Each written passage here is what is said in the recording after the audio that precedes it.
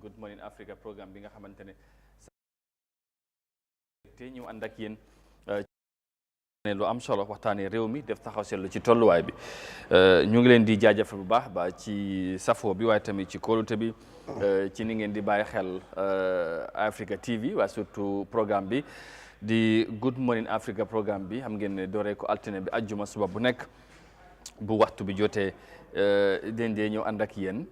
waxtaanee lu am solo te li ci gën a fees jamono ji xam ngeen ko mooy AFCON 2023 mooy football competition bi nga xamante ne jamono ji ñu ngi ko amal fale ci Côte d'Ivoire Gambia nag bokk ci ñuy jongante waaye gis nañ démba ni yëf yi demee Gambia moom pare nañ ci waaye ñu wane lu am solo bu loolu weesoo danañ ci toftal leneen waa laata ñu sori rek ci nuyoo bi gannaaw bu ñu leen sante gërëm leen bu baax di wax rek ne tey dañ am xibaar naqar ak tiis bi nga xamante moo dal suñ karaw di wax rek xaalu inna lillahi wa inna ilayhi rajiun suñ naataango Modou Mohamed Niang moom moo dal di ñàkk waajuram bu jigéen tey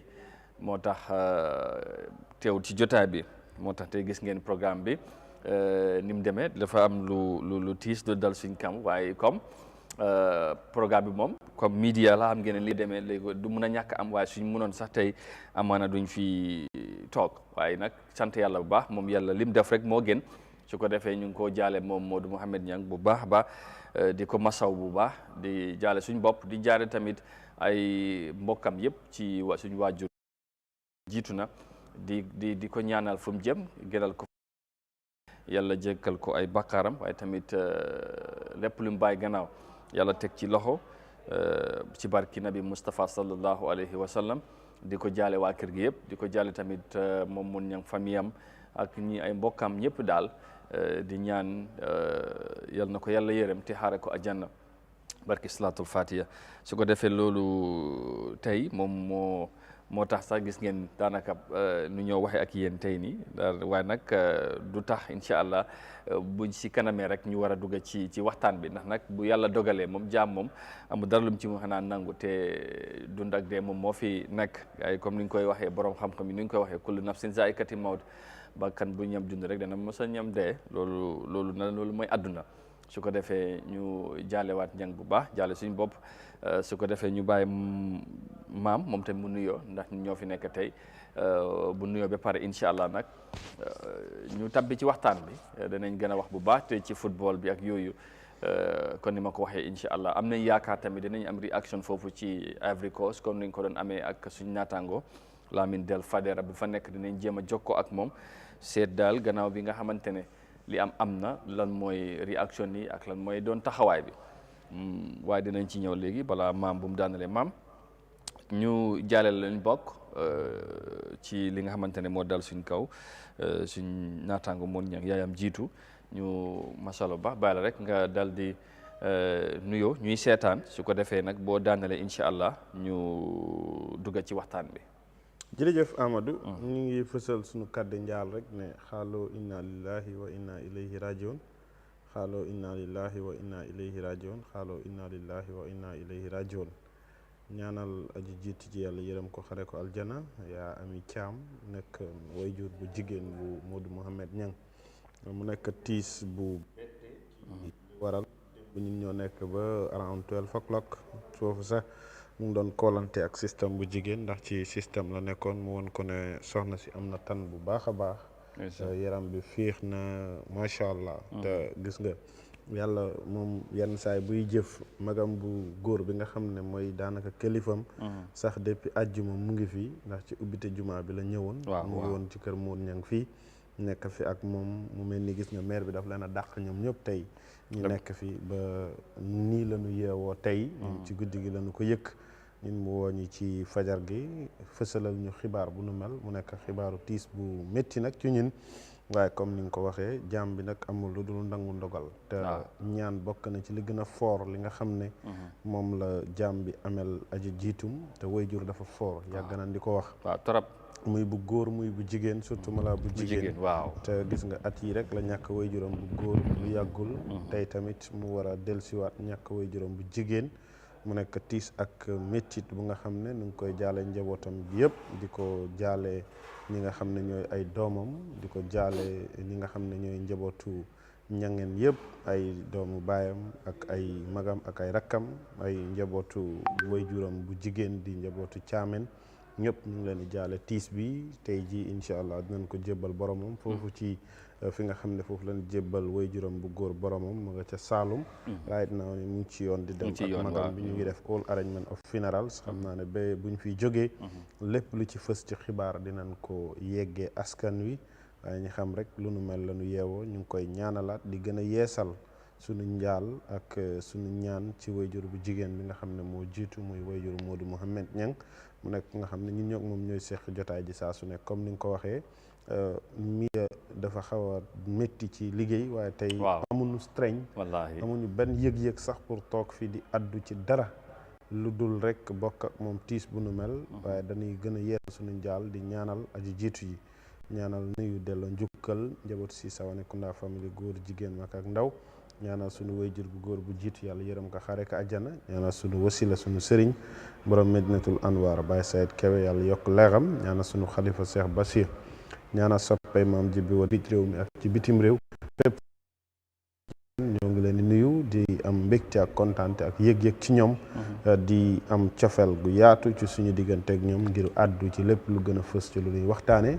nuy staff ak management bu kër gi ndax ñoom ñooy jàpp ci liggéey bi ba ñu ci biti mun a seetaan lépp lu ñuy waxtaane ci caméra yi ci control room technical room and everything ñëpp ñu ngi leen di nuyu di leen ziar bu baax a baax jërëjëf Amadou jërëjëf moo maam ci kàddu yi da ni nga ko waxee noonu la incha allah xam ngeen ne kon ni nga ko waxee tey moom du yombul waaye liggéey bi incha allah moom moo demee nii rek comme maam ni nga ko waxee léegi konoon kay neneen na doon demee waaye ñu ñaan leen daal ngay ñaanalal suñu waajur boobu bi nga xamante ne jiitu na ni ki démb ci guddi te ñu war koo jébbal boromam incha allah comme moo ñaan maam ni mu ko waxee ci Saloum su fekkee yéen ak ñu waaj a dab léegi nii luñ doon xibaar bi nga xamante ne daal mooy xibaar bu tiis bu ñu daal mooy waajuru Modou Mouhamed Niang bi nga xamante ne def dee faral di toog ci jotaay bi suba bu nekk ngeen xam taxawaayam ak am solo bi mu ko contribution bi mu dee def ci jotaay bi waajuram bu jigéen moom moo dal di jiitu moo tax tey gisu leen ko ci jotaay bi ñu ko jaale nag bu baax a baax di jaale famille am yëpp ak ay mbokkam incha allah ci loolu di ñaanal tamit suñu yaay jooju yàlla yërëm ko te xaaree ko àjjana su ko defee mu ngi noonu gannaaw loolu dañuy nag ñëw wax ci li gën a fës ci xew-xew yi ci biir réew mi bokk na ci of course mooy Gambia démba ñu ngi doon jongante su ñettali match ci Africa Cup of Nations bi nga xamante jamono ji ñu ngi ko amal foofu ci Côte d'Ivoire démba nag ñu doon jongante ak Cameroun ñëpp ràññee leen seen taxawaay ci wàllu African football xam nañ ne win nañ Africa Cup of Nations suma jumute juróomi yoon ñu ràññee ko bu baax ci seen taxawaay ci wàllu football ci nekkul ci Afrique yi waaye ci àdduna bi yëpp waaye laata loolu jogante nañ ak Guinée balaa Guinée Sénégal moom moo njëkk waaye gis nañ match yooyu yëpp nu mu demee ba démb nag mu nekkoon match bi nga xamante ne Gambien si yëpp daanaka tamit ñu ngi doon bàyyi xel waaye dañ mujjee ñàkk match bi ñetti bal ci ñaar mooy 3-2 noonu la match bi jeexee waaye gannaaw match bi bu mu jeexee tamit beneen xibaar bu ci topp mooy coach bi Tom Saintfiet dal dina tekki nomba tànkam ci national team bi nga xamante ne moom la jiite woon di Gambia loolu tamit mu nekkoon xibaar bu fees tasaaroo ci réew mi loolu moom moo ci topp ñu bari nag wax nañ ci jàpp ne jot na pour léegi nag ñu seet suñu ay on coaches ñu jox leen loolu yëpp dina bokk ci li ñuy waxtaanee waaye match bi ci boppam li xale yi wone mooy boys yi démb ñu bari tam am nañ ci satisfaction donte ne ñàkk nañ game bi waaye gis nañ démb beneen Gambia ci football even ñi nga xamante ne sax international media boo leen dégloo da ngay gis ne jàpp nañ ne démb am na Gambia li mu wane bu ci kanam tuuti rek danañ jokkoo ak ki nga xamante ne mooy Lamine Della Fadera nekk kenn ci Gambian journalist yi nga xamante ne ñu ngi foofu ci Côte d'Ivoire di topp li fay xew di ko dégtal Gambian si ci anam bi nga xamante ne anam bi am solo la dinañ ci dikkaat ci kanam tuuti rek buñ ko amee ci line bi but just quickly rek pour am réaction ci maam ci match bi démb wax nañ ko xamoon na ne match bi du yomb Gambia dafa waroon a am ndam am yaakaar ne yeneen matches yi dina am nu mu demee pour ñu mun a am chance pour jàll tàmbali bi demoon na sax ba buñ njëkkee concede ñu bari tiit waaye booy am beneen taxawaay bu ñu wone balaa ñuy duggee ci li xew ci AFCON bi yëpp ak waajtaay bi ak yooyu amaana tey duñ ci mën a xuus bu baax ndax am na lu bari luñ ci fas yéenoo waxtaanee tey waaye kon ni nga ko waxee am nga tamit léegi-léegi xol dafa bokk ci yu bari ci li tax nit ki mun a def yeneen yi bat ndax tey suñu xol neexul noonu bat ban réaction nga am démb ci match bi ñàkk nañ waaye foog naa ne gis nañ li nga xamante ne li xale yi wone démb ci match bi ba pare ñu bari jàppoon ne sax xëj na bokk na ci best performance yu team bi wane ci tournament bi donte ne jàppoon ne play nañ against Guinée Sénégal but lu ñu wane démb ñu bari amoon nañ ci satisfaction somehow donte ne defeat bi ñetti match ci tournament bi ñu ñàkk a match ci yëpp concede ci juróom-ñaari goal dugal ñaar loolu lañ génnee ci tournament bi. waaw maa ngi ko gis sa -5 goals lañ am which is something lu nga xam ne daanaka rafetut ci parcours wala ci li nga xam ne mooy ci gis-gis daal biography but to be realistic démb man wax dëgg yàlla I was so impressed about boys yi démb gis naa ci ñoom xan-xanam bu nga xam ne am naa yaakaar rek ne buñ amee kilifa yu leen di teg ci yoon jox leen opportunity ak chance bi nga xam ne ku nekk ci ñoom soxla na ko Gambia mun naa win team bu nekk ci biir li nga xam ne mooy Afrique with démb li ma gis boys yi play because 90 minutes of xeex bu nga xam ne wane ne ay jàmbaar lañ mu wuute ak li ma gis ñi play sax seen diggante ak Guinée because démb seen match bi dama ko doon compare ak seen diggante ak Sénégal waaye démb sax lañ gën a wane li nga xam ne moom moo nekk daanaka gis-gis ak yëg-yëg ci li nga xam ne mooy collectiveness of responsibility bi doon xew seen diggante démb damay tëb benn time ma gis Modou Barrow Moussa Barrow ci li nga xam ne mooy defensive line bi nga gis ki nga xam ne moom moo nekk Minte mu ñëw ba ci daanaka point 5 bi fi mu nekk jël si bool dem ak moom understand nga booy doon play bu nga xam ne ma ne waaw ñii team bi ku ko am understand nga mënuloo win game waaw it's a technical problem bu rëy a rëy bu nga xam ne démba wax dëgg yàlla man I was so impressed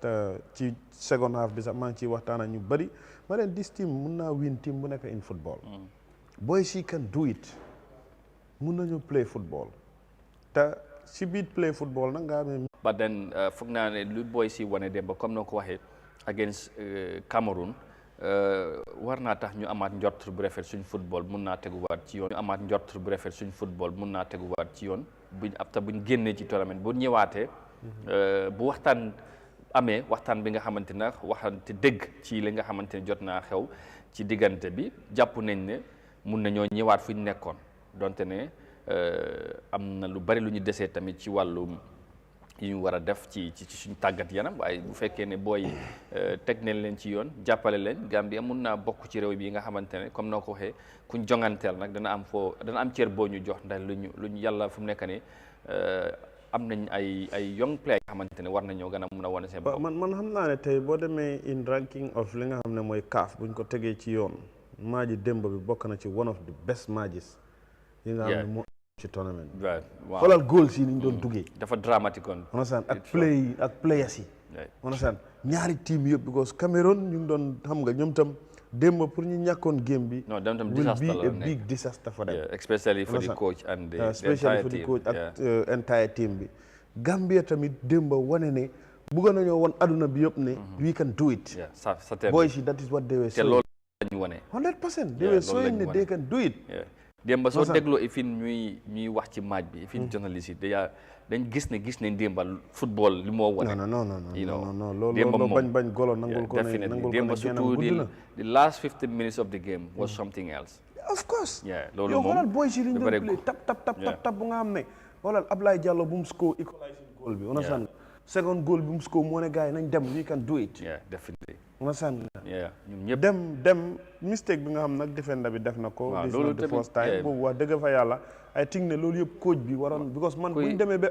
Omar injury rek ci biir game bi man tiitoon naa waaw noonu feeñ na sax waaw ma ne non hence Omar Colley injury na is a big problem pour coach bi naka la moo def pour contrôle li nga xam ne moom moo nekk naka defensive line am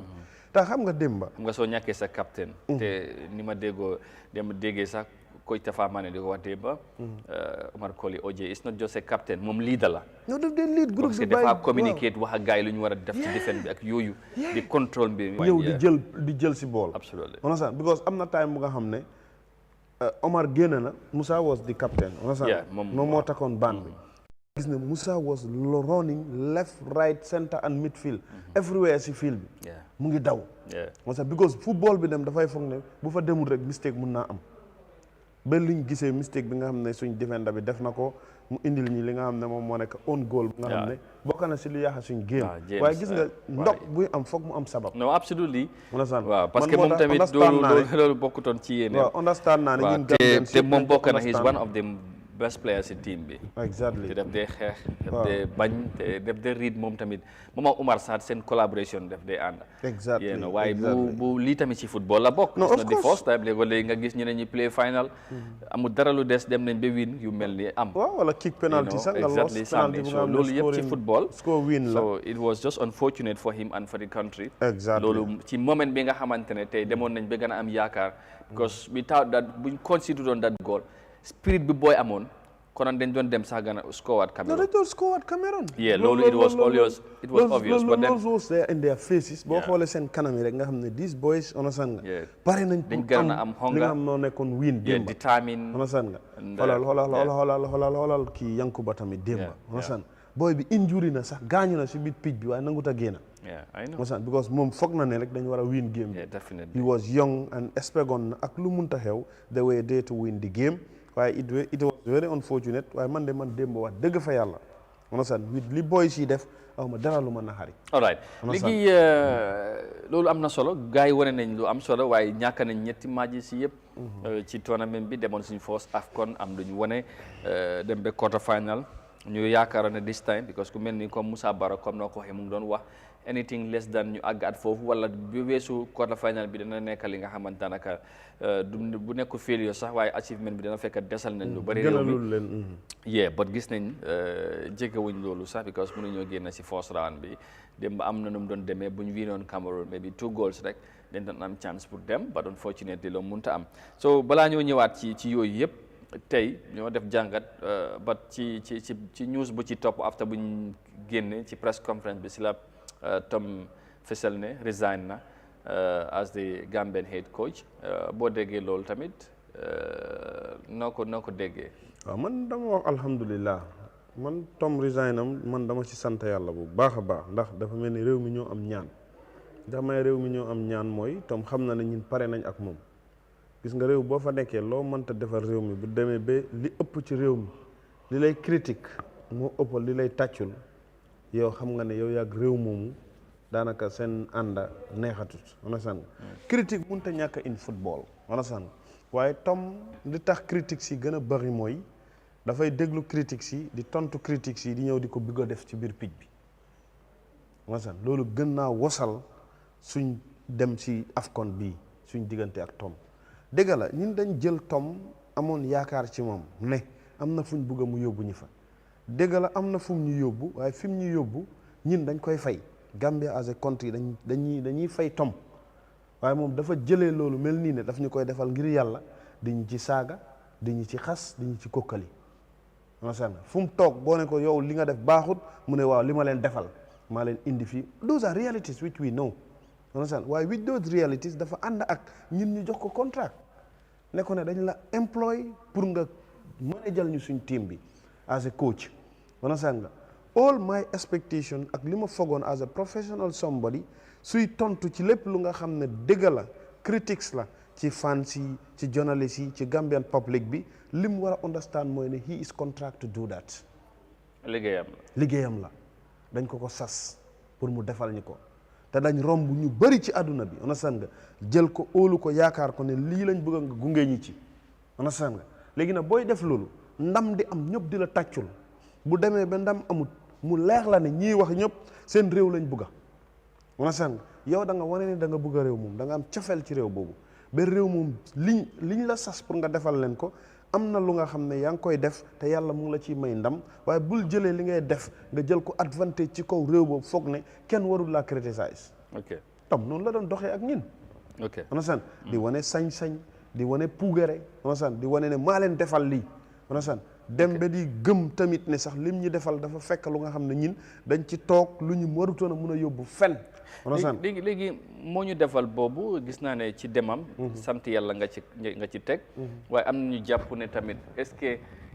du doon liñ xamul dañ ñàkk li nga xamante ne dañ ko waroon a gën a téye non parce que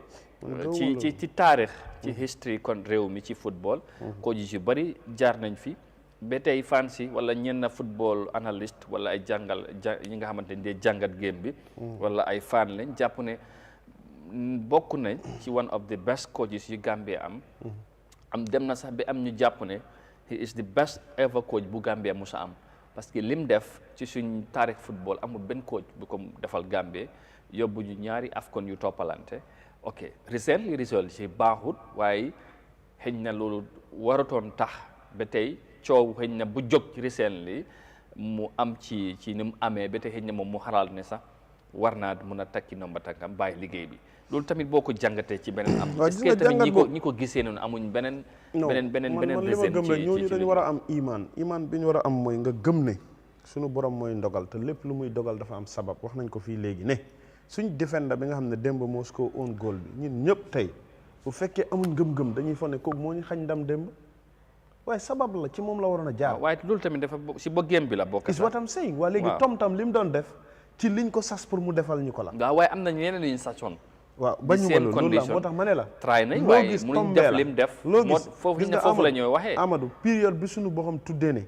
Gambia dina qualified AFCON 2 times Amadou as a journalist by profession buñ la joxoon nga manage coach bi di nga leen yóbbu foofu waaw ma xam nga loolu dañ ci njort nga koy teg non teguma ko ci njort man ci imaanu ngëm-ngëm laa waaw loolu imaan ngëm waaw loolu laa la wax waaw man ci imaanu gëm-gëm bi ma gëm ne suñu borom mooy bind ne on a san lépp lu mu bind mu am sabab bi bu jotee képp kum tombel lu nu mel day am léegi am na tey exemple bi ma laa jox rek gëm-gëm boobu waaye léegi baal ma rek ma wax gëm-gëm boobu mun na nga mun nañ cee am nañu mun nañ cee utee bu baax. ci lu tax ñuy wax this is reality. loolu laa of course reality mooy nga xam ne mooy li am. waaw te mu leer. reality la sabab la te suñu borom rek moo ko loolu laa la wax maam. dégg la xam nga léegi am na ñi nga xam dañ gëm ne. da nga war a liggéey pour am. 100%. am na ñu jàpp ne. yàlla moom mooy joxe. sa wërsëg li nga war a am da nga ko am balaa ngay dund. waaw yàlla mu ne ñaan leen ma waaw loolu laa la wax. sant leen ma ma waaw loolu laa la wax bàyyi ma rek. ñun dañ ko doon ñaan. waaw loolu waaye xam nga loolu li ma la si ñaan gëm-gëm bi koy def mooy gëm ne liggéey la. waaw dama ne ci gëm-gëm yooyu laa la waxee la. te nga gëm ne tey. ak li nga war a am yëpp da nga ko war a am da ngay dund teddu. waaye di tax évident nga dox nga ñafe. am na ñi nga xam ne foog liggéey moom mooy may am na jàpp ne ok lu war a ndogal yàlla am na su sens amee ok wala eva da nga ko am fu si soo xoolee si aspect gëm-gëm la loolu lem waaye am na li nga xamante ne tamit bu amee ba pare da nga am noo koy jàngate mooy tey coach yu bëri di local coaches foreign coaches jaar fi waaye li tam def kenn ci ñoom mënoo koo def moo tax nag ñooñu xëy na ci gis-gis boobu lañ am jàpp ne he is one of the best coaches am na sax ñu dem ba ci weesu loolu jàpp ne he is the best ever coach bu ñu am waaw xam nga ñooñu mun nañ koo wax ci période biñ toll waaw waaye in reality nga amagum moo tax waaw loolu la in reality of lii xew ëllëg waaw kenn xamu ko waaw tey Sénégal 2002 bu ñuy am ki nga xam ne mooy Bruno Metsu dañ gëmoon na moo nekkoon best coach waaw bi Sénégal musa am ci history football absolument ndax fi mu leen yóbbu ak li mu leen defal waaye tey Aliou Cissé li mu leen jox ci liñ am Sénégal musu ko am depuis mu am boppam ba tey ci wàllu football mooy wiinal leen AFCON te boo demee Sénégal Aliou Cissé is among the coaches yi nga xam ne mooy gën a dégg critique of sabotage. non moom moom kay moom lañ gën a critiquer. loolu laa la wax nii mais balaa moom win AFCON li Sénégalais jàpp mooy he is the worst coach in Sénégal. understand nga léegi kooku tey bi mu wiinee AFCON lan la tombé indi ci moom. waaye xam nga nag Aliou Cissé am na ñu ko dimbale parce que tey ak lu ñu doon wax yëpp football fédération bi ak ñi nga xamante dañ xam game bi. loolu laa la wax Aliou Cissé ñu doon criticiser taxul. ñu moom mu nekk ñu gëmloo ko liggéey bu ñu ko jox moom mu ngi ci parce que result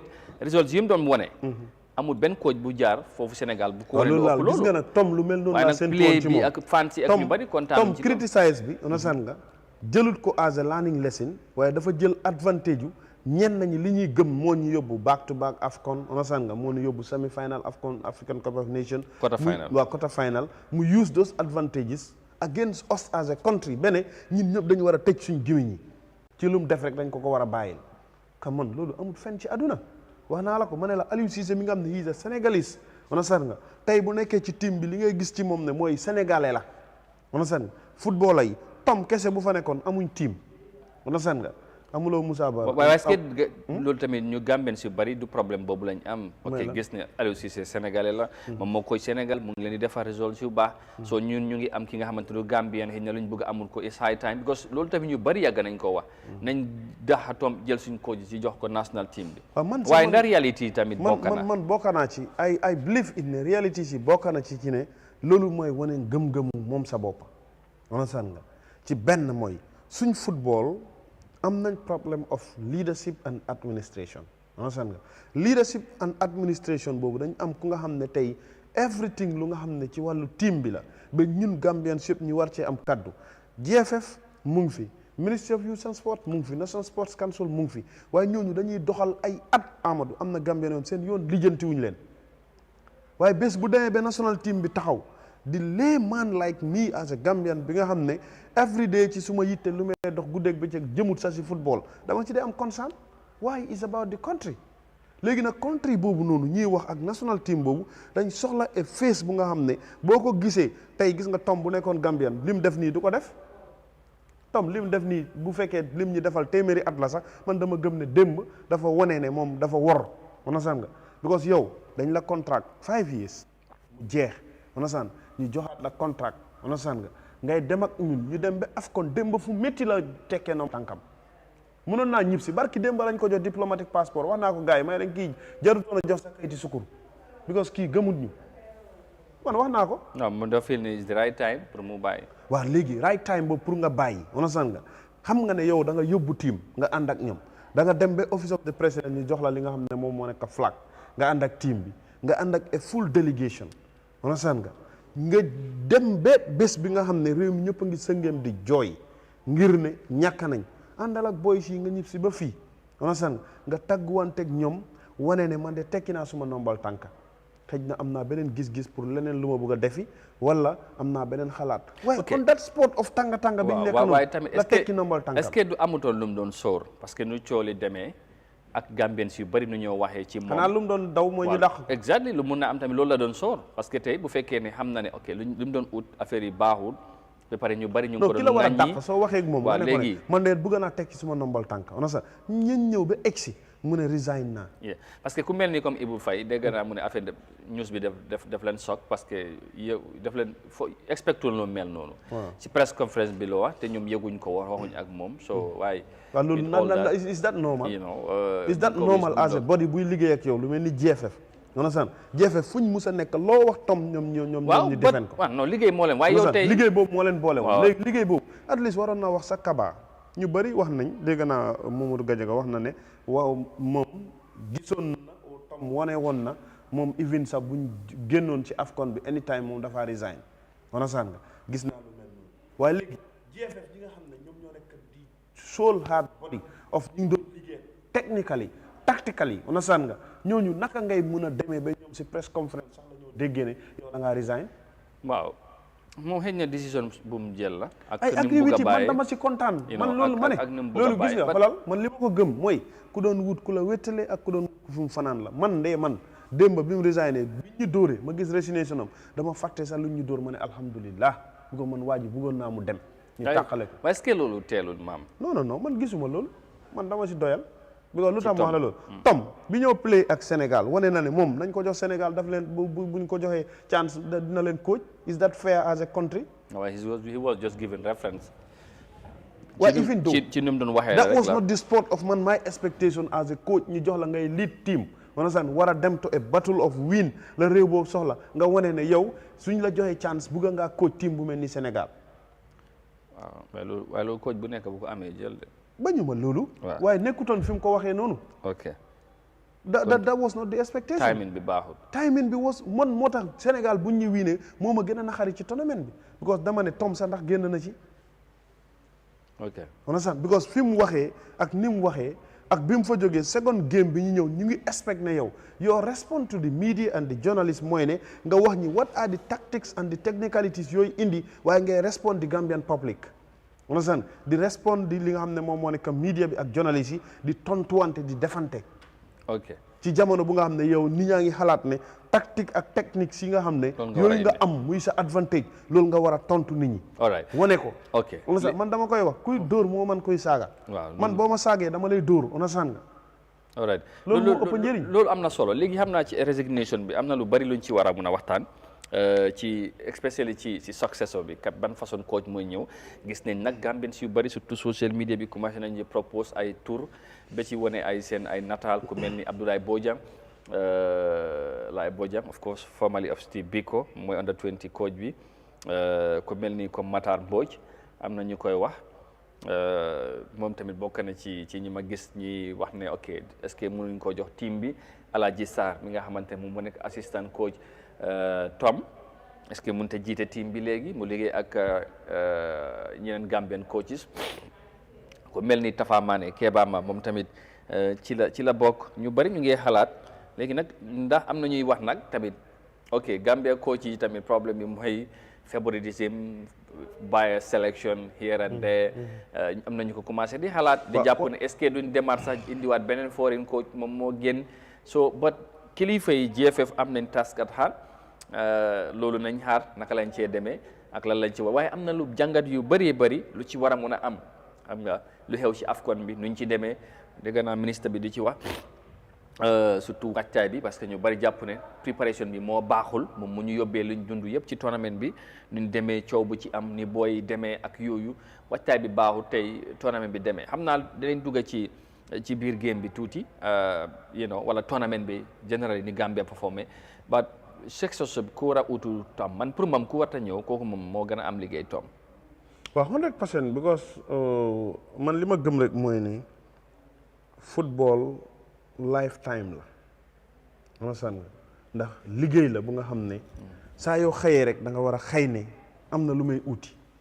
understand right now ni jóge nañ ci AFCON lan moo war a nekk suñ objectif naka la ñoo qualifié te World Cup waaw understand play nañ ci ñaari match waru ñoo toogaat ba ñu ne next 2 months lañ war a play game wala next 2 weeks ñi toogaat fii ne amuñ coach wala nii wala naan understand démb la war a nekk visible study pour ñi nga xam ne ñooy GFF ak ministre yi ak ñi nga xam ne ñoom ñooy saytu lépp lu jëm ci doxalin boobu ñu commencé def seen li nga xam ne moom moo nekk xalaat ne lan lañ war a def waaye man de li ma gëm mooy Amadou as man what I believe right now fi ñu toll nii nañ jox chance again suñ Gambian coach yi nu ñu leen di joxee chance mooy wax nga ko léegi Tafa Mané Ablaye Bojang Alaaji Sarr understand nga Matar Mbodj ñeenta ñii boo leen jëlee understand nga teg leen ci table ne leen dañ bëgg ngeen xool seen réew liggéeyal seen réew understand nga ñii tànn kenn ci ñoom ku nga xam ne mun naa lead team bi keneen ki nekk assistantam nga am li nga xam ne moo nekk technical coach loolu continue ana suñ technical director bi Sandong anamu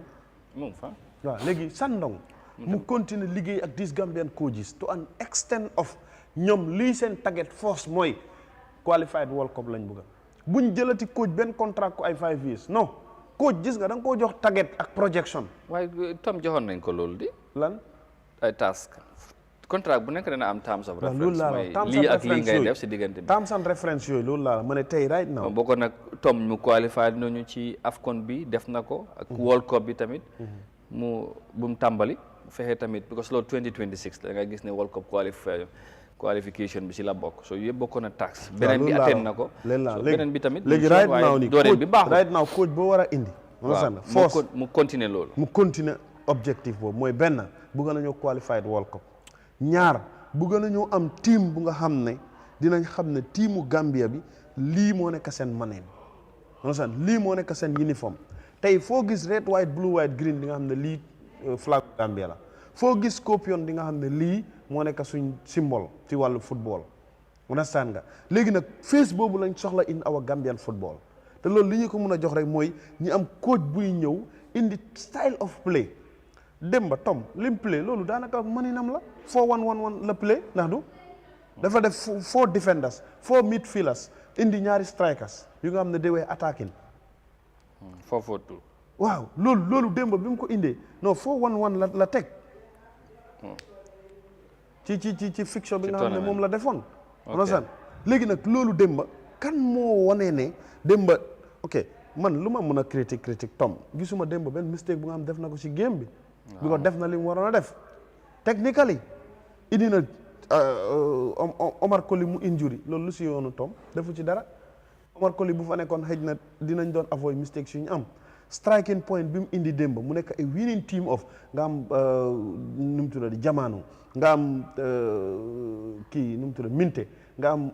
sa waa ji what is the name Moussa understand nga mu indi ki nga xam ne moom moo nekk Sow ñooñu ñëpp tey mu wan la ne these boys are hungry for goal beneen boy bi ñëw dugga 19 bi mu duggee first ball bi mu am boobu la score kooku mu ngi la woon ne he's a good striker understand léegi yooyu yëpp tey waaw muy beneen Colley bi léegi ñooñu ñëpp tey yaa ngi leen am ci squad bu nga xam ne come on why are you making them dormant ba ñooñu nit ñi mënuñoo gis seen potentiel léegi nag loolu li tax mu mën a feeñ mooy nga indi a Gambian coach bu nga xam ne bu ñëwee dina ko leer ne team bi nga fi fekk nii lim soxla loolu nga leen di defal am nañ Gambians yu nekk ci biti nga dem squad ñooñu nga indi leen boole leen ak team bi because team bi boo xoolee ñen ñoo fa nekk mag si ñoo mën a wax Omar sa waa ji nu mu tuddati Barrow ñooñu nga waaye ñeneen ñëpp they are young boys ñëpp xale yu ndaw lañ ñooñu am nañ a long future pour serve seen country you give them chance nga teg leen nga squat leen nga jëli ñeneen ñi nga xam ne ñu ngi ci biti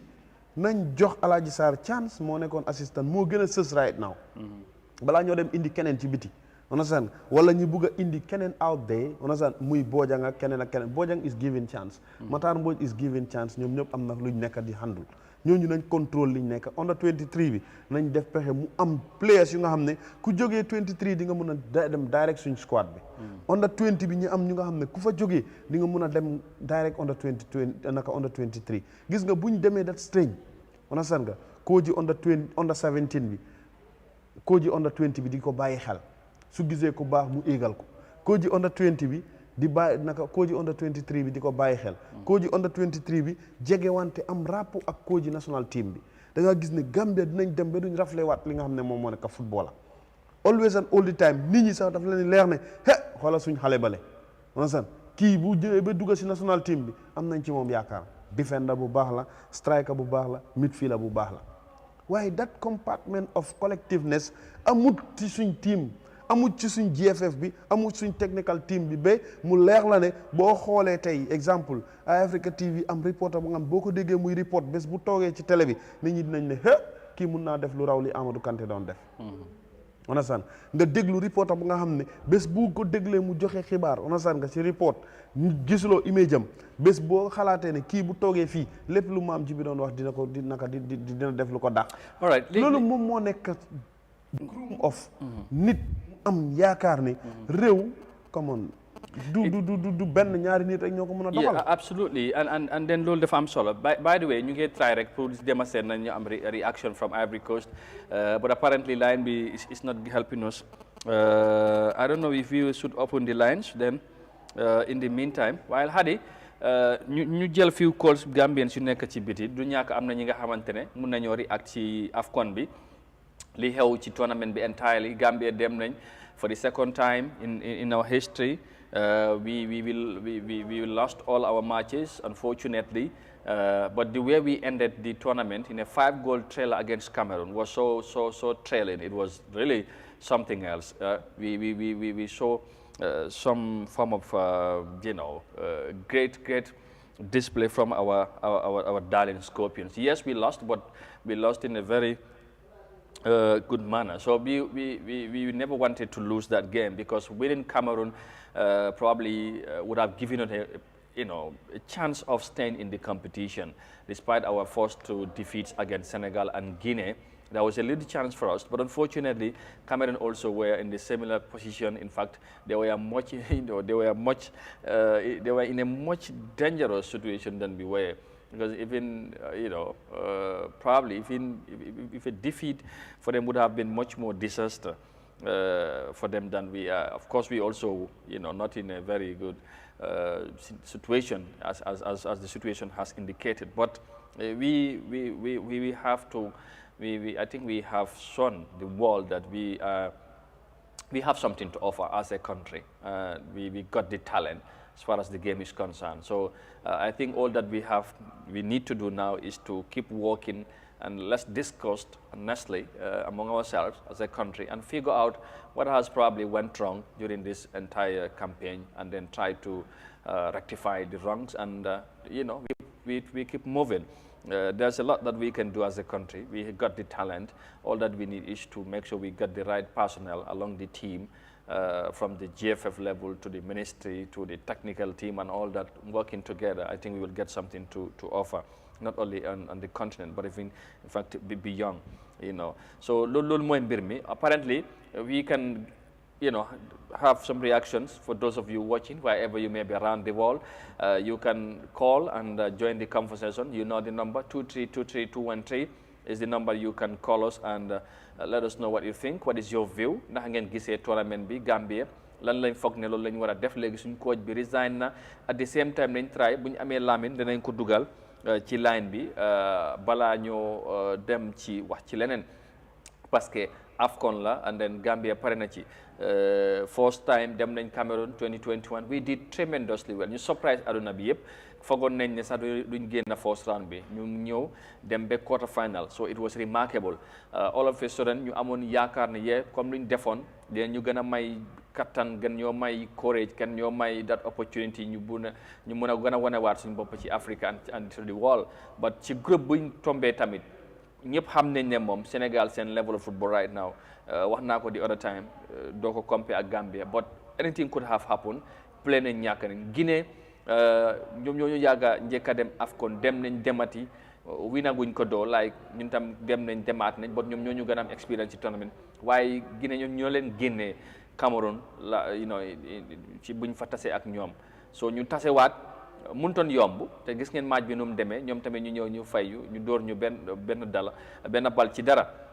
Waaye even in that game suñ boy yi foog naa am na lu ñu wone, ba desoon na bu baax. ñu moo taxoon Gambien si bari xaloon na am discourage, xaloon na ñu mer, xamoon nañ di criticiser bu bari coach bi ak yooyu. So eventually ñoo dem ba wane waat beneen facette ci team bi, ak boy lu ñu wane ci jom, ci fulla ak fayda, te loolu foog naa dafa am solo. So li ci des mooy ñu liggéeyaat, defaruwaat, ñëwaat. Coach bi nag dem na, loolu tamit ndax ngeen ko gisee, am na ñu jàpp ne is the right thing at this moment pour Gambia tàkkale ko ak Tom, ku mel ni maam moom noonu la ko gisee, sant na ci yàlla bu baax. Am na nag yeneen Gambien si jàpp ne mais bi waroon nañ ko mun a téyewaat rek, gën a liggéeyaat ak moom, jàpp ne xëy na mbir mi dana baax ci kanam. But now he has gone, so we need to look for somebody else, ki nga xamante ne moom moo jiite team bi. Is it gonna be a local coach now, comme réew yu bari nuñ koy defee, Cameroon, Sénégal, Algeria, Morocco, ñu bari daal réew yu mag yi nga xamante ne léegi seen doomi réew lañ jël jox ko. Ghana ñoom dàq nañ seen boss. Ghana moom dañ daxa coach bi, tas technical team bi yëpp dañ dissolve, parce que ñoom tamit affaire bi dafa bon. te réew bu mel ni tamit Côte d'Ivoire ragal naa foofu lañ dem, especially su fekkee ne ñoom tamit jàlluñ, parce que ñoom tamit dañ ci am naqar. Waaye gis nga maam AFCON bi dafa wone surprises yu bari. démb surtout man Algérie tam gis nga Mauritanie démba luñ def against Algérie. waaw xam nga moo tax man Amadou loolu laa man musuma am gëm-gëm sax ne mën a san nga Gambia warutoon naka Gambia mënta win Sénégal wala Équatorial. xoolal Guinée Équatoriale ren si tournament bi, xoolal Cap-Vert ren si tournament bi. waaye loolu yëpp loolu maam loolu ñooñu yëpp am na lu leen may loolu. waaw loolu laa la léegi nag loolu moo war a delsi ci ñun, mooy ñu dem delsi si suñu homework bi. on a seen Ministry, National Sports Council, Gambia Football Federation, on a seen nga ak team bi technically ñëpp ñi am gëm-gëm ak belief ne dañu war a liggéey together collectively. on a seen nga Kaba ak teamam bi nga xam ne tey ak lu mun ta xew si football mun la leen see génne. on a seen nga ministre ak ministry bi of youth and sports ak lu mun taxew si football mun la leen see génne ñoom ñëpp nañ toog gis nga wax nga ko si ginnaaw dellu ñu dellu si fuñ déparé fuñ jógee ak liñ dunda yëpp loolu those are realities yu nga xam ne tey loolu rek war naa tax come on léegi nga baal ma ñu dem Côte d'Ivoire Lamine Del Fadera mu ngi ci line bi ñu nuyu ko bu baax den ñu soog a ñëwaat hello Lamine good morning ñu ngi lay nuyu bu baax naka suba si jaaw rek man leen a fay bu baax foofu noonu di leen jaajëfal bu baax a baax all right jërëjëf ci time bi beneen yoon tough luck to you and of course to everybody out there for another defeat démba against Cameroon yang fa nekk as a journalist toppal li nga xamante ne moom moo nekk di xew Côte d'Ivoire démba ñu amoon yaakaar ne buñ winoon Cameroon amoon nañu am an opportunity pour des ci competition bi but balaa ñoo dugga ci li xew ci match bi bëgg naa force ñu wax on the coach Tom Samphe resignation jàpp na ne mënut a continuer liggéey ak Gambia resign na resignation bi as a journalist ndax lu la betta la wala gisoon nga ne lu mënoon na xew la Tom mu resign ak after bu mu resigné ban reaction moo am foofu ci Gambian delegation bu fa nekka especially among the high authorities yi nga xamante ne ñu ngi foofu ci Côte d'Ivoire right now.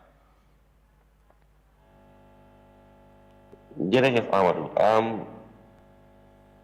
man resignation bu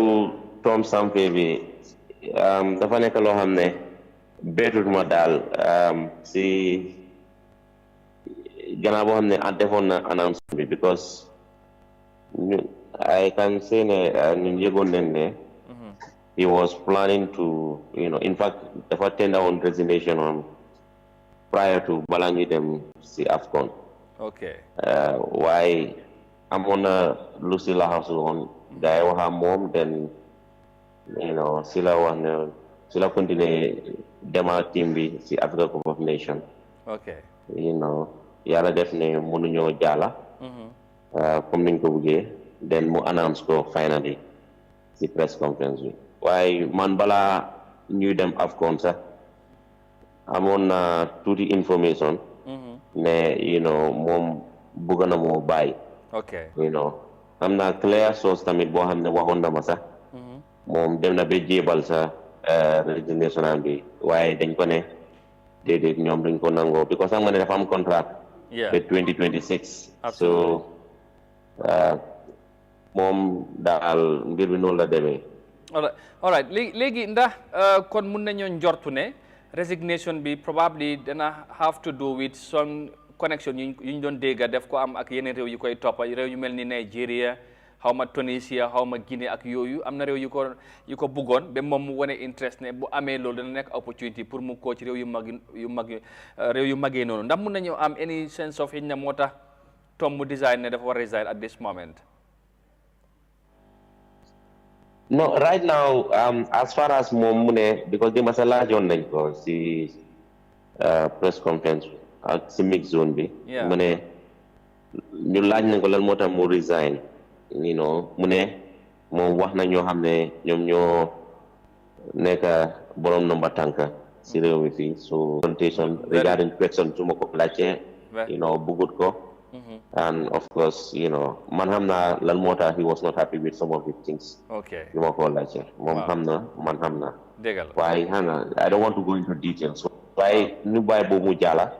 ñu dem si match bi because performance bi comme noo ko waxee rek waaw boobu kay dama bëggoon ba yow soo ñibsee nga ñëw toog fii ñu wax ci boobu moom dama bëgg moom nga ñu wax ci waaw boobu dama bëgg bu ñëwee see ñu wax ko boobu garaawul waaw bàyyi mu mu jàll man wax naa ko fi man the way I had Tom respond del ci question yi mu ko action openly ci aduna bi come on loolu was not respect as waaw loolu ne bu ñëwaatee fii danañ ko xam nga comme téléphone bi balaa line bi di bon léegi nga ma bàyyi la nga continuer yaa ngi bëgg a wax ne da ngay dugg ci failure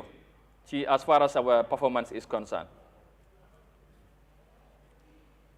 Well, results wise di nga wax ne okay somehow a failure but you can also say it's not a failure, it's not the same because Well, see, group buñ nekk is a group of death. Yeah. You know, coach bi trainer ak teamam bi because so xoolee nga am defending champion Sénégal. 100% record si group bi 9 points. Door neen Cameroon, door Gambia. Door xool Cameroon 5 times African champions. Dema football bu Gambia def diggante Gambia ak Cameroon was remarkable. Aduna bi yëpp a ko doon waxantoo. Even Demba sax waaye Ivory Coast ñëpp Gambia lañ doon support. waaye unfortunately results bi demut comme nu mu fa war a demee. mënuñoo gagné. da nga ne tamit suñu game bi Guinée Conakry Gambia had good moments mënuñoo jël seen chances yi Guinée Conakry am chance score. Suñu game bi against Senegal was also a positive one because performance bi it was good. Results bi moo demut suñ you know comme ni nga ko waree gis waaye nag the only difference between the last AFCON and this AFCON because the last AFCON man dewuma Cameroon woon I was in the Gambia doing analysis you know si state broadcaster bi waaye you know lu fa xewoon you know because some of these players some of the people that were there you know I spoke to some of them laaj leen lan moo work on the last time te workut this time te gars lu ñu wax mooy you know the last AFCON okay they were debutants ñu bari expect lu bari si ñoom and they performed remarkably well but leena mooy seen secret mooy they were united as a team playing as a team and also da nga gis ne ñëpp ñu ngi am benn focus even though am nañ ay jànkuwante nañ ay tolof but this AFCON is completely different. It's completely different. The only positive we can take is we have gone to the AFCON back to back ñaari yoon and also some performance bi against Senegal wane neen àdduna bi ne ñàkkuñ players some performance against Cameroon you know the whole world gis na Gambia lu mu mën a def maybe sometimes we can say management issue maybe we can look forward to see challenges yoo xam ne yoo leen jànkuwante early preparation baax na government bi war naa try mu jël full responsibility of the national team which is key because loolu noonu fu mu jaar ñu waxanteel dëgga because it's government responsibility government owns national team it's their responsibility to fully finance the national team soo gisee ñu ngi jànkuwante lu bari si suñ football bi mooy GFF mu ngi jël xaalis si football development di ko dugal si national team and that will not help suñ dëkk bi su dee dañ bugga long term success the only way lu ñoo def mooy GFF seen role mooy responsibility mooy to develop football and organize football government seen role ñu def ko mooy finance the national team of the Gambia ñu jël seen responsibility fully da nga gis ne GFF lu ñu war a def ñoom tamit mooy develop football you know organize competition we need more infrastructures you understand am a clear blueprint and a roadmap pour mun a am direction bu ñoo def Sénégal lu ñoo def nii is not rocket science Senegal right now so xoolee under 17 champions under 20 champions big soccer champions African champions it's not rocket science Senegal bu ñu demee 2002 ñu ñàkk final against Cameroon they sat back ñu xool you know ñu waxante dëgga they try to work on infrastructures and proper infrastructure they try to work on their federation and do the right thing even though sometimes yow sax boo ko xam nga ne amoon na jamono yoo xam ne El Hadj Diouf ak ñeneen they were big critics of the you know Senegalese Football Association waaye gisuñ leen as enemies Senegalese yi dañ leen gisee as people ñoo xam ne critique leen and they work towards the development of ñu Sénégal lu moo def ñun the different thing is Gambia if you say loo xam ne is construct I don't say ñoo xam ne dañoo criticize pour distract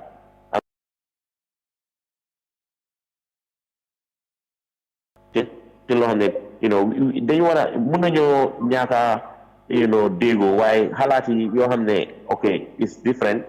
let's take that loo xam ne positive one la we move on Sénégal amutoon under 17 ak under 20 but they look at holistic development of football check Gambia amoon na jamono Gambia ñëpp Gambia lañ doon waxanto gaa yi ñëw Gambia xool study Gambia lan naka lañ nekk di def ba gaa yi di am kedi competition di si def lu xarañ ñëw si yeneen dëkka léegi soo waxee ay junior category they have one of the best senior category Senegal doesn't look like a team boo xam ne even ñoom génération Sadio Mané suñ fay jëlee sax di nga am ñeneen ñoo xam ne you know dañoo continuer di def loo xam ne lu xarañ la because they have the structures in place well very well it's really sad but I hope ne you know we will do the right thing and of course, Kuneka plays a role, and inshallah, in the long run, we will have success. Yeah, certainly. Well, go ahead. Wow, as a learning lesson as a professional journalist, dem na ci lii tey li mu wax tey those are realities yu nga xam ne is on the ground. tey lan lañ ci mën a jàngee. ak boo leen ñibsee ak boo leen ñibsee. muy GFF muy government. question bi yeneen réew yi gis nga yeneen team yi niñ def ba tey at least ñoom différence yi mu wax nii. bu fekkee ñun mën nañ koo avoid lan lañ ci mën a jàngee because maa la ko wax léegi. football lifetime waaw loolu la doon wax ne mu ne it's not a reconnaissance liggéey la rek maam. lu ma wax nii liggéey la am na loola doon joxe référence Sénégal la leen def ba am li I can vividly remember li ma wax ne Sénégal amuñ ñoon under 17 amuñ under 20 Gambia fii lañ ñëw ñu seet fa la leen doon def di ñu test ñuy play ak ñoom sax ñu dóor lañ fii ci stadium bi but del on a final note xam naa maam li mu bugga loolu foog nga ñëw nga toog incha allah ñu waxtaan ak yow finally rek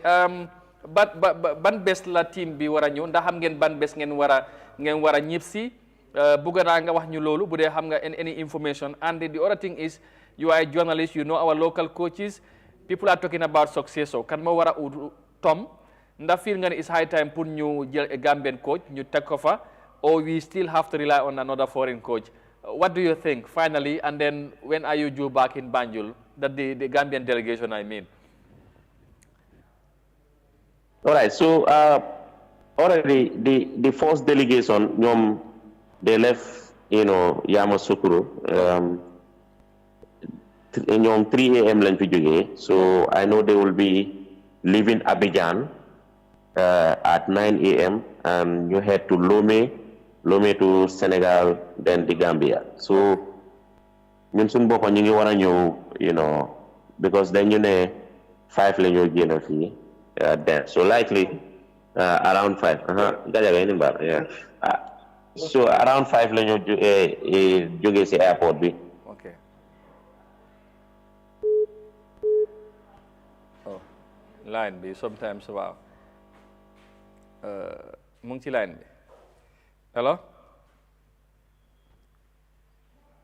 waaw ñu ngi liggante waat pour ñu indiwaat ko mu ngi doon wax lu am solo mel ni mu ne délégation bi am na ñu fa jógee ko ba pare ñoom tamit ñu ngi waaj pour ñëpp si xam na ay 5 o'clock ci ngoon lañ fay jógee ko xam naa ne fii ba ci guddi wala ëllëg si time bii naal dana fekk daanaka ñu ñëpp ci ñoom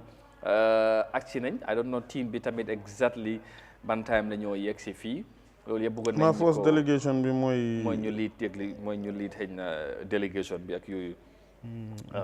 maybe ñooñu la ñoom ñooy ñëpp si ak yu mel noonu so ñu ngi try ak moom xëy na xalaatam ci xale yi rek laa yërëm smiling coast bi ñoom ñu jiw soon moto waaw exactly ñooñu tamit bëggoon naa sa wax nga dëgga pour ñu xam ñoom tamit la mooy seen féet seen ñëpp si bi adee comme ba seen route yooni suuf bi wala dañ leen di fexeel ñu liggante leen plane mu indi leen loolu tamit dinañ ko laaj bu ñëwaatee soo maam dégg nga ko dem na ñëw na lii mooy li xew dafa mel ni daal am na lu bari lu ñu war a jàngat am na lu bari lu nga xam ko fi Amadou mooy la team bi dégg la gis nga collectif bi li la def am na lu si ground waaw lu bari lu nga xam ne man wax naa la ko waaw xam nga Gambie la mu tax affaire yi xala daw yaram tuuti mooy ndeysaan boo gis nga ku mel ni del am na yeneen wax yi boo koy wax dafa am fu ñu lay teg am very unfortunate situation bu Gambie waaye loolu moo fi war a génn am ñu daw yooyu Lamin sorry for about di line so yaa ngi doon wax ne am na pour ñëpp si bi am na ñi nga xamante ne they have already left Abidjan ñu ngee ñëpp si so yéen maybe ay 5 o'clock foofu nga emoon so team bi ci boppam kañ la ñoo jógee foofu ndax ñëpp they are all coming back home wala tamit am na ñuy jógee fa dem ñibbi seen club si mooy place yi loolu bëgg naa nga wax ko and then di fans yi tamit especially Somalian Coast fans ndax xam nga seen any fate because ñoom yooni suuf lañ demee te sono nañ trop ndax xam nga ne ndax kilifa yi def nañ any effort pour indi wàll maybe by through plane or by plane ak yooyu loolu tamit bëgg naa su fekkee am nga any information about that please. No, xam naa ne some players will be coming back home. am na ñoo xam ne already they left for their clubs. am na ñoo xam ne dañ bokk si first flight bu dem. Okay. But I've heard the Smiling Coast fans, though, to be honest, I have no clear information regarding that they will be joining us, Runyosi flight. Okay. That I cannot confirm. Okay. Yeah. So from nekani lolu mo mënuma confirm you know. All right. So on the issue of success, so Tom, kalanga fogne what we should go for as a country, local or foreign still. Many Gambians are, you know, thinking it's high right time pour legi ñu dem suñu local coaches am ñu propose like Bojang, Alaji Sarr, Matar Mbodj,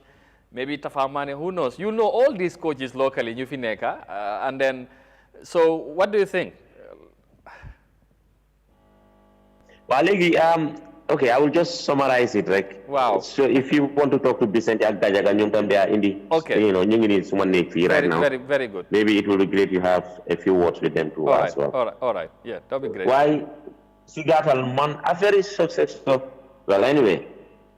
local coaches, the fatel Simon small gis because national team you know, it requires a lot of work. It requires a lot of responsibility. It requires a lot of man management skill because right now, the national team from Tolu, Purwana Dega, that's difficult for a local coach to have amount experience for handle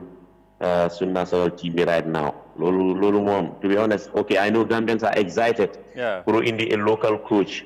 but pressure on the national team, second A level. They could press up and down. So I think, you know, I only hope, you know, they will appoint the right person for a good successor for the national team. Okay. But anyway, my majola humble to say the all right. But, you know, all right, that would be great. Let's hear them. Vicente and Gajaga. Assalamu alaikum. Good morning. Greetings from Yamoussoukro. Yes, Sir Vicente, thank you very much. Well, hard luck. Ñu ngi lay nuyu bu baax, and then, you know, masaw leen coono ci li am foofu ci Côte d'Ivoire. You recently traveled pour nga ginger up the entire team. We have been following the work that you have been doing. Fantastic ever it has been. But one thing, you said the boys here, then you were a deliver or they would be delivered. Déglu naa West Coast Radio on Sport File on Monday. So what is your take? Do you think they have delivered or delivering? That's why now they are delivered. So what's your take generally li xew démba foofu ci Bouaké stadium bi? I'll be honest with you, yesterday's game was one of the best games ever played in this tournament. Fantastic. Yeah. We know that in this game we've got 5 goals. The highest ever before them was 4 goals against Ivory Coast. And you've also got the velocity, the frequency, and the speed at which the goals were scored. Yeah. They are within spaces of each other. Fantastic. Okay. So honestly, the boys have delivered. And not beyond expectation, because for me, they are at this level, if not more, and they ought to have done this well before yesterday. And let me ask, what do you think has been the difference? Vicente, you watched the first 2 matches, and yesterday you were there. So what do you think was the difference, and triggered such a performance from the boys yesterday? And you said they have delivered, and I think everybody can attest to that. It was the motivation. I think they were personally motivated, not by any external factor. Number one, they came to the competition, they never had any goal. They conceded about 4 before yesterday's game. And they had their pride to protect. They went to Cameroon and went to the quarterfinals in their first ever AFCON outing. They would not want to come to Côte d'Ivoire, come home without a goal, without a point, and without any victory. Yeah. So that for me, they were external, how do you call it? In psychology, they were negatively reinforced. Yeah. And the Ivorians came all out to support the Gambia yesterday. Absolutely. Absolutely. One, because they love the country, but 2 also for their interest. If they are defeated from the Cameroon, they will be good through. Yeah. Yeah. But honestly, their hospitality is second to none, and they've been very nice to us, including those around us here within the hotel. All right. I know, Vicente, of course, we will have a lot to talk about, but just finally, before I let you and then talk to Gajaga, then, of course, you as you said, we went to Cameroon and did well. you know, we went up to the quarterfinals, and this was our second AFCON. We dropped out in the fourth stage. Our coach have resigned. Moving forward, what do you think should be the direction, or what should we do as a country to get us on the right track again? There's a lot of talk in town. We need a local coach. We need this. We need that. There should be frank talk among ourselves. So you have been there for a while. You know a lot about Gambian football. So what do you think needs to be done to get things right? The thing we never had after the Cameroon outing must come out after the Ivory Coast outing. We need a report, technical report, logistical, administrative, and so on. That report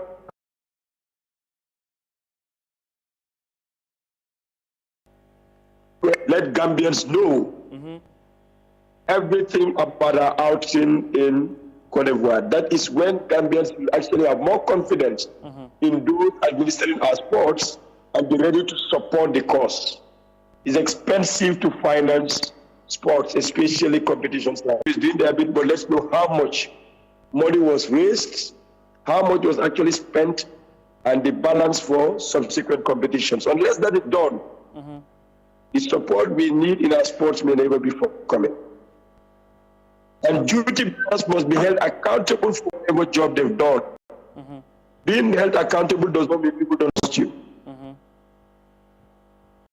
Just account for whatever is given to you and allow the people to be the one to decide whether they trust you or not. Just as I'm telling you, I am already impressed with the logistical arrangements here. I've not stayed long here, but my own part is this. The hotel we live in is very spacious, very clean. Absolutely. The food we are eating, breakfast, lunch, dinner is okay. And our transportation also seamless. So I can honestly speak from that side that I'm happy. Okay. How much was spent for me to be happy, I cannot tell. That is where now they come to tell people how much was spent for accommodation, feeding, and movement. That should be known.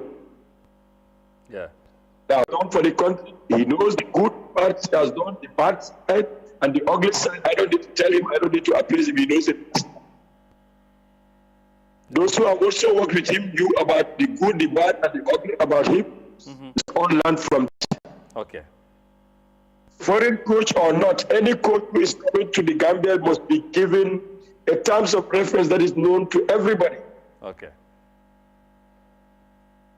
And if Tom was paid $10,000, if we are bringing Del Fadera, don't pay him $2,000. Yeah. It's unacceptable. You are not paying the person, you are paying the position. Indeed. Indeed. There should be an establishment. There should be establishment for the coach, the national team, the team manager, and all other people working for the national team. So that you are not paying persons, but you are paying positions. Yeah. And those who merit it should be there. And it should be performance-based. Don't bring in Vicente because he's your friend. Because he has been financing sports somewhere. Because he has been volunteering. That is wrong. That's nepotism. Yeah. All right. Thank you, Vicente. We appreciate your contribution. And like I said, we have a lot of time to talk. Have equal qualification like any other. So if we have the chance of getting a Gambian in America, in Europe, in Africa, in Asia, who is a coach and has the qualification and the competence and definitely is ready to work with us, deliver the goods, let's get. Let's get him and pay him the way we would have paid any other coach, foreign or not. Okay. Okay. All right. Thank you, Vicente. Thank you very much. Thank you so very much. That's very clear. And let's hear from Gajaga finally, and then yes, Mamadou Gajaga also is among the Gambian journalists in Cote d'Ivoire. Hello, Gajaga. Yes, hello Amadou, thank you. It's a pleasure to talk to you. Thank you so very much. Congratulations for a job well done. You're among the Gambian journalists there in Cote d'Ivoire to follow the Gambian team. Tough luck on the results. It has not been a good one, but for us this time around. But tell us, I followed your post yesterday. I think you enjoyed the madness that you witnessed yesterday. You said it was total madness. How was the experience like? And we were able to witness what we have seen. could have never imagined playing in a foreign country and being supported by citizens of that country. And that happened yesterday. It was like we were playing at the Independence Stadium in Banjul. It's unbelievable scenes, you know, when Gambia got that equalizer. Yeah, the stadium went wild. Some crazy scenes there by the Ivorian supporters. So definitely it's a feel-good factor despite the defeat to Cameroon, which is kind of a little bitter looking at the way we played, how well we managed the game, but towards the end it's little details, small margins, as we always say in football. Yeah, they matter a lot, but sometimes when you don't handle them well, I think you get punished for it. Yeah, but it's a learning curve. I think we can regroup again, you know, reorganize ourselves. Like Vicente said, the assessment needs to be done. There should be a report, a financial report, logistical report as to things that happened here. I was expecting it when the team left for Cameroon. As the last AFCON, it didn't happen. If it happened also, maybe a few people are aware of it. This time around, they need to go to the National Assembly, present you know, the budget that they had, and then how much was spent, how did the AFCON go, and technically also the technical team needs to do a report as to what went wrong and how can we improve some of the things. All right. Now, first, Gajaga, well, of course, we, on the campaign itself, overall, we played 3 matches and lost all the 3 matches. You talked about different reports, and, you know, but on the performance, many have been blaming the coach, the tactical or the, you know, the approach and all this. As far as you are concerned, where do you think somehow probably we might have got it wrong as far as this campaign is concerned? Is it about the technical or tactical approach? Is it about the preparations? Or what? What do you think?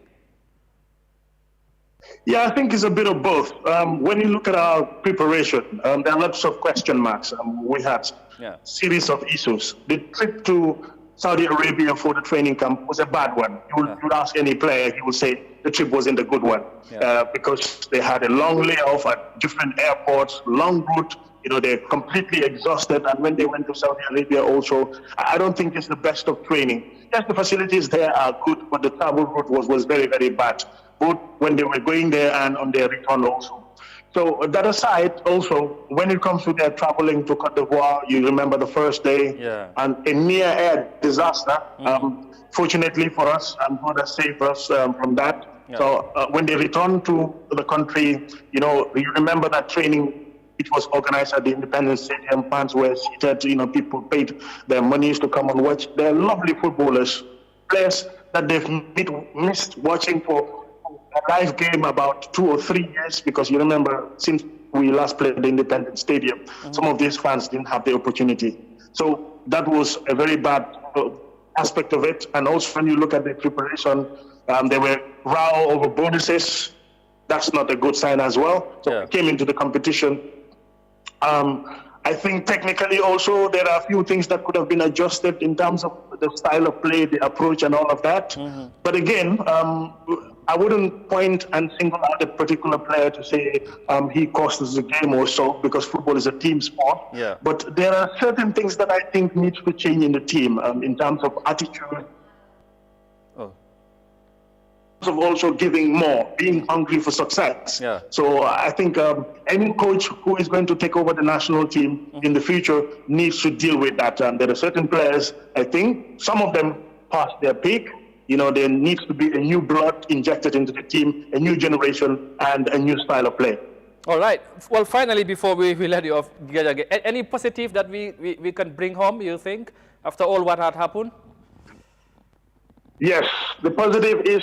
Gambia played like one of the best teams in this competition yesterday. That I can attest. I can't be more proud of a Gambian than our performance yesterday. I think that performance against any other team, we will give you a good run for your money. All right, and thank you so very much for your time. We wish you a safe journey back home, and I know there's much to talk on this campaign and all that. And when are you expected back home? Yes, if everything goes well, we're expected back home at least by 7 p.m., 7:30 or 8 p.m. at least. All right, and we wish you a safe journey back home. Thank you so much for your time. It's always a pleasure. Thank you. All right, thank you. That was Mamadou Gajaga, sport journalist working with QTV, and he's there in Ivory Coast. And before him, you heard from Vicente Gomez, Vicente of all people. You know, he's very much enthusiastic and you know, interested and, you know, keen in Gambian sports, not only football. And he just recently traveled to ginger up the team and ignite every other person to keep supporting the team, and he did that tremendously well. And of course, Lamin Del Fadera also have been constantly updating us on what has been happening. We can just thank you enough. Thank you so very much, and we wish you well, and wish the entire Gambian delegation, everybody who's out there and heading home, please, come back safe, inshallah. From there, we keep talking, inshallah, on what happened. Thank you so very much. Yeah, ma'am, dégg nga gaay daanaka wax bi benn la lu ñu wax am na lu bari li nga xamante ne wax nañ ko fii am na luñ ci leeral but nuñ jeexalee tournament bi comme ñoom ñëpp nekk na lu am solo but am na lu bari li nga xamante ne waxtaan foog mu am ci ak yu jubbante yi baax waaye report yi ñu wax loolu tamit dañ ko soxla pour transparency comme bi sant nu mu ko wax foog ni fii ku nekk liñ la dénk foog nga leeral lan moo xew ak li am ci yëf yi daal. waaw dëgg la xam nga fii réew mi li fi nekk foog naa ne buñ siggee ñi xoolante ku ne mu jàpp ne rek dafa am responsibility pour réew mi li koy yóbbu collectively boo déggee ci li Del wax li Bisenti wax ak li Gajaga wax yëpp daanaka ñin ñi nekk fii sax loolu lañ gëm ne moo war a am wana sanga government am na responsibility moo am responsibility pour war a fund finance national team absolutely because red white blue white la moo represent GFF dafa am responsibility collectively dafa war a liggéey ak li nga xam ne moom moo nekk government ak ministry tey technically suñ buggee win te issues am ci team bi collectiveness amul ci team bi compartment ban mooy am ci li nga gis comme li xew démba lu munta nekk la because wax naa la ko démb Amadou man mi nga xam ne li may wax du ma ko lay ruus mooy ne football daanaka li ma ci boole yow xam nga ko nasan fekkee la rek leer na ma ne démb li booyi play collectiveness boobu bu nekkoon ci ñoom technically konoon romb nañ fii konoon Guinée duñ ñu win Sénégal duñ ñu doon win 3-0 nasan nga waaye loolu amut waaw mooy attitude buy Gajaga di wax sax ci mbir mi and then am na yu war a change daal coach bi jox kuy ñëw def war a liggéey ci yooyu yëpp dafa mel ni am na lu laxasu ci mbir mi li ñu war a wax xëy na gars yi wax dañ ko junj rek te waxaguñ ko waaye xam naa ne junj doy na borom xam naa ne bu ñëwee ba ñëpp si ñun ñu demul gànnaar sax feeñal yu xew dafa mel ni am na lu xew ñun ñu demul gànnaar sax xam nañ ne guddi gi ñuy reer guddi la ñuy reer onasan mël fa moo fa ëpp kaala onasan nga te kon réew mi nag li ma gëm rek mooy lii suñ problème ci suñ sport ci réew muy ci GFF muy ci ministry muy ci National Sports Council ba dem ci team bi loolu lañ war a tegee boor yaa ngi koy wax léegi ñu bëri li ñuy am xel ñaar bokk na ci li Bisenti wax tey jëlee nga Demba ci biti nga def ko or nga jëlee Amadou ci réew mi nga def ko përëm loolu naka lay nekk waaw yooyu yëpp ay mbir la sax duñ la respect parce que ni wax na lu am it's not about nit ki waaye position bi moo tax position bi la waaw tey coach boo mënta jël liñ doon fay tom bu fekkee 10 la da nga ko war a fay 15 waaw dëgg on san mu am value jokko li nga ko doon jox yëpp mu am cër bi am gëdd bi because kooku dina toog sax mu xam ne réewam moo ko jaral lii tey xoolal Sénégal wax naa la ko Aliou Cissé is a big critic of ñu bëri woon ci Sénégalese football waaye liñ soxla woon mooy am li nga xam ne mooy achievement of success understand nga Aliou Cissé ñu ngi lay won ne seen nguur wala seen réew ñu ngi ko amel daanaka lu jëm ci ay 6 months salary yu ñu ko fayit léegi yow topp ñemee nañ ko amel loolu nañu waxante dëgga konoon kay ñuy déggal ko konoon daf ko doon wax daf koy wax ci press conference am sax réew bu nga xam ne maa ngi leen di liggéeyal amel nañ ma 3 months salary yu nga xam ne fayuñ ma ko waaw dina ko doon wax because kii amul sutura déet nit yooyu la léegi finally xam nga yaa ngi am na kii may wax sax mu ne because lu moo tax is very important Bisenti rees na lu mel noonu parce que am na ki ma doo waxal Gambian coach la mu ngi wax ne ok affaire fay bi sax loolu dafay bokk parce que players yi nga xamante ne ñoom seen am moo sut lool suñ coach yi si fii kooku boo ko bu ñu xamee ne kii lu ñu koy fay daanaka demeewul noonu respect bi du mel noonu and mind mun naa am parce que xam nga yow yaa ëpp kii yëpp waaye boo xamee ne ki ngay waxal li ñu koy fayuñ la xaaj boobu wala yow daanaka ëppoo ko dara dañ koo jox cër bi waaw so loolu tamit dafa important ba yooyu yëpp lu ñu mun a waxtaanee la xam naa ne lu ci des ci time bi daanaka bareewutut time bi daanaka jeex na so su gars yi ñëwee tey incha allah fii ba suba xam naa ne léegi di honors lies on GFF pour ñu wax ñu la moo tax ko Tom Baye loolu war nañ jël moom wax na ko kilifa yi li tax mu bàyyi ak yooyu loolu you know xam naa dinañ ko xaar léegi Ibou Faye mu ne ñoom daf leen waaw mu ne moom foofu lañ ko yëgee waaw te léegi dem mu ngi moom from sources yëg na ne balaa AFCON bi Tom décidé doon na pour bàyyi gaay nax ko onosan nga naxtaan ko kii dafa jar naxtaan xam nga non waaye xam nga tey boobu noonu bu xaw ne dafay resign boobu def doon garaaw trop assistant coach baa doon dem team coach bi moom buñ ko red carton si biir ground foofu kat mooy continuer coach bi waaw moom la de assistant coach bi la léegi nit da ngay gëm sa boppa waaw waaye am nga loolu si match bi la waaye si training bi ak yooyu moom dina fa nekk ak loolu laa ni waaye nit da nga gëm sa boppa de réew ñu gëm suñ boppa dem na ñëw nag gars yi dañ jàpp ne ak lu mun tax yooyu yëpp am na li nga xamante ne war nañ ko mun a ñibbiwaale mooy li booy wane démba soo mel ni yaakaar boobu mun na ñoo may ne buñ liggéeyaatee kon ni ma ko waxee woon sànq nangoo tamit waxante suñ biir ñi war a nangu fi nga xamante ne dañ fa war a jubbante ñu jubbante ko yëf yi dox waaye ba mu ko maslaayee comme del nu mu ko waxee woon te loolu bokk na li ñu tardé ci yu bari ci réew mi masla syndrome bi yu bari du dem waaw defe naa ne loolu moom lu xel mën a nangu la foog ñu del si ci table bi tojantee bopp onasan siggi xoolante waxante dëgg onasan ku jubul wala ku nekkul ci yoon ñu ne la hey te kii mu ngi koy wax léegi Gajaga it's important buñ delsee ñu joxe technical report bi moo ñu mën a jox problème si because team bi tamit coach players yi nañ honest to the country ak logistic report non loolu laa la ma ne non man technical yi laay ñëw ba pare ma ñëw foofu ma ne technical yi players yi nañ honest to the Gambia understand nga problème bi nekk seen biir nañ ko génnee ñoom ñëpp ñu xam ne Gambia la ñoo dem represent bu dee am na problème understand bu dee am na problème technical team bi coaches yaag assistant coaches yaag ñëpp ñu fa nekk lii problème nañ ko waxtaanee teg ko ci table bi ñu avoy ko pour li nga xam ne mooy suñ kanam logistics yi dañ génne xaalis bu bëri ci kafaka réew mi mosan nga li nekkoon xayma bi ba bu ñu war a egg final it was 380 something million dalasi loolu am na fu bëri fu mu xaj am na millions yuñ dugal ci lii millions yooyu nag nañ ñu ko tegal ci table bi ñun ñi xam ko ba ëllëg transparency buy am ci bu ñuy jëlaat xaalis réew mi onasan ak ku munta doon ci biir réew mi you have to be held accountable NCC bi Ministry of Youth and Sport National Sports Council GFF ñëpp dañu am responsabilité tax la woon pour leeral xaalisu Gambian si lañ leen joxoon ñu yóbbul ñu suñ national team bi dem nañ race nañ red white blue white green fépp fuñ yëngal li nga xam ne moom moo nekk junjungi réew rek loolu sagu réew la te ñun am nañ loolu ci 3 occasions yi nga xam ne neexut ñi ci nim demee waaye démb dama ne bu ñu yeewoo wutoon a tiis bii nga xam ne tey moo ñu dal Amadou man démb dama kontaan ci booy yi lañ def ndax gis naa ne wane nañ ne ñoom Gambian lañ represent nañ Gambia ñu ngi doon xeex ba ci last minute yi yàlla mooy dogal nag foofu la emale suñu ci yoon jërëjëf ci li nga wax noonu foofu la ñoo daanale gërëm la bu baax ci jàngat bi ak taxawaay bi am na solo ñu ngi lay sant di la gërëm di gërëm Lamine Del Fadera di gërëm Vicente Gomez di gërëm Mamadou Gajaga ci time bu ñu jël pour wax ak ñun ci suba si Habib Fall sax mu doon wax moom tam bëggoon na bokk ci conversation bi Habib waaye bëggoon na bokk ci conversation bi mu ngi doon call Habib Fall sorry about that ëllëg inshallah danañ ko am moom tamit he's so keen and interested of what happened and moom tamit keneen la he's one of the most concerned citizen of Gambian football follower la nenañ ko try ñu am ko suba inshallah Habib Fall thank you very much bro and ci ñëpp ñeen beneen yoon ñuy jaalewaat suñu naataango Modou Mouhamed Niang mi nga xamante ne ñàkk na waajuram bu jigéen démb ci guddi te ñu war ko jébbal boromam di ko ñaanal bu baax ba beneen yoon inshallah